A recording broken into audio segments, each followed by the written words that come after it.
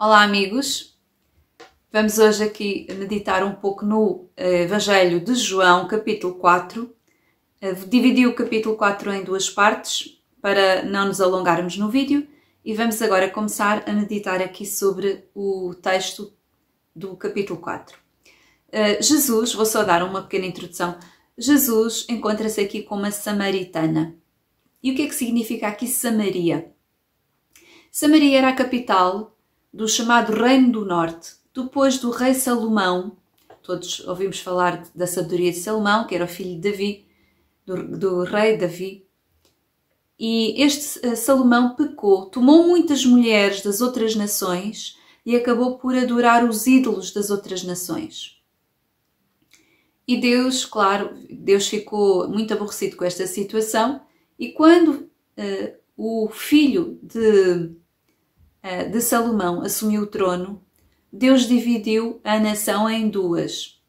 E havia o Reino do Norte, em que a capital era Samaria, e o Reino do Sul, digamos, que era constituído por Judá e a pequena tribo de Benjamim, e alguns levitas, que os levitas estavam espalhados. Então aquele Reino do Norte era chamado Israel, e embaixo era Judá. E Judá tinha como rei sempre os sucessores de Davi. O Reino do Norte andou sempre mais afastado da lei de Deus. Só que no ano 720, salvo erro, por volta do ano 720 a.C., se não for 720 é 700 e qualquer coisa. Foi nesse século, no século VIII a.C., antes da era cristã. Nessa altura houve o chamado cativeiro da Assíria e essas tribos, chamadas 10 tribos, foram levadas em cativeiro. Em 2 de Reis 17, depois conta como foram trazidos para esta região da Samaria outros povos pagãos que ficaram ali misturados com o resto que ficou ainda de tribos israelitas. Essa região tornou-se uma região bastante diferente de Judá, onde a lei de Deus continuava a ser mais ou menos observada, mesmo quando eles se desviavam, ainda havia ali a linha que Deus tinha dado, da lei. Portanto, havia sempre menos idolatria, havia sempre, nunca era uma corrupção tão grande como acontecia no Reino do Norte.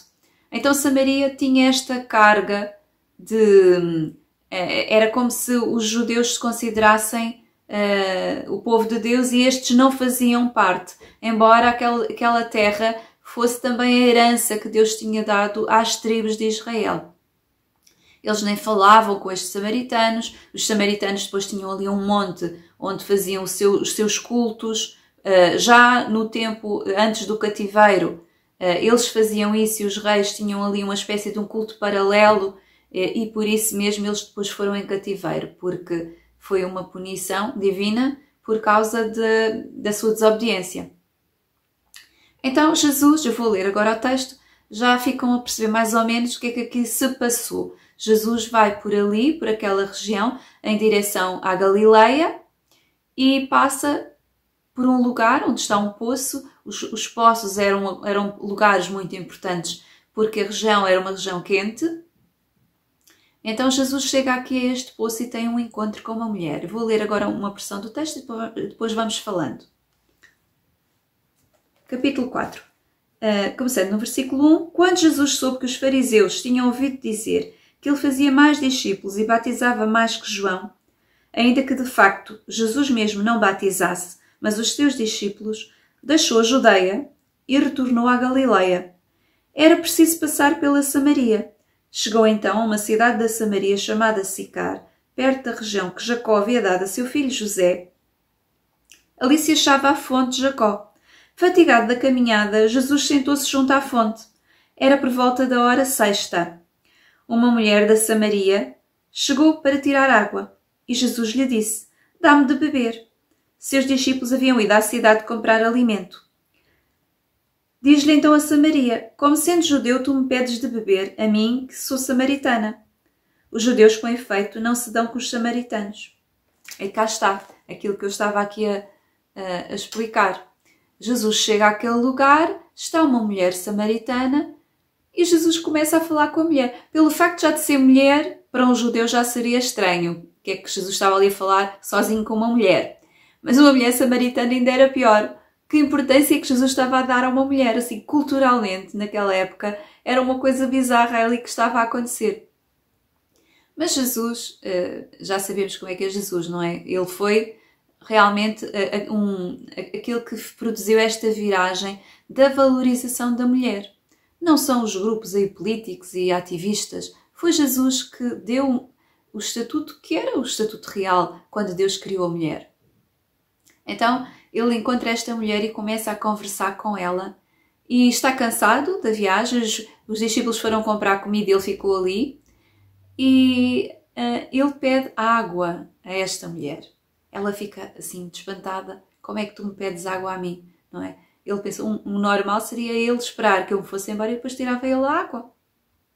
Mas ele pede-lhe água para meter conversa com ela. Eu vou continuar a ler.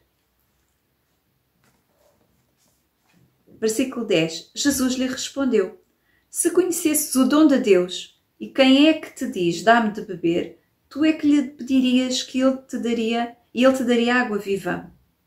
Ela respondeu: Senhor, nem sequer tens vasilha e o poço é profundo. De onde, pois, tiras essa água viva? És porventura maior que o nosso pai Jacó, que nos deu este poço, do qual ele mesmo bebeu, assim como seus filhos e seus animais? Jesus respondeu: aquele que bebe desta água terá sede novamente, mas quem beber da água que eu lhe darei, nunca mais terá sede, pois a água que eu lhe der tornar-se-á nele fonte de água, jorrando para a vida eterna. Então Jesus aqui fala-lhe de uma água diferente. Está a falar do Espírito que nos enche, que nos preenche, que nos sacia. Não há nada neste mundo, na nossa imaginação, não há nada que nos possa dar que nos preencha mais que o Espírito de Deus, que é uma saciedade que vai além da saciedade física. E é isso que Jesus aqui está a dizer. Não há nada que nos preencha mais do que esta água viva, do que este Espírito que nos sacia, que nos enche, que nos preenche. E esta mulher não sabia do que é que Jesus estava a fazer. Ainda hoje muita gente não sabe o que é que isto quer dizer. Mas Jesus estava a dizer-lhe isto, que se me pedisses da água que eu tenho para dar, ficarias saciada. E isto, na realidade, era o que Jesus queria. Jesus queria trazer esta mulher ao conhecimento da verdade e dar-lhe desta água viva. Jesus, claro, podia ter sede, mas ele usou esta oportunidade. Ele podia ter ido com os discípulos à cidade e resolvia a situação. Mas isto tudo foi aqui propositado deste encontro. Vejamos agora o que é que Jesus continua a dizer a esta mulher.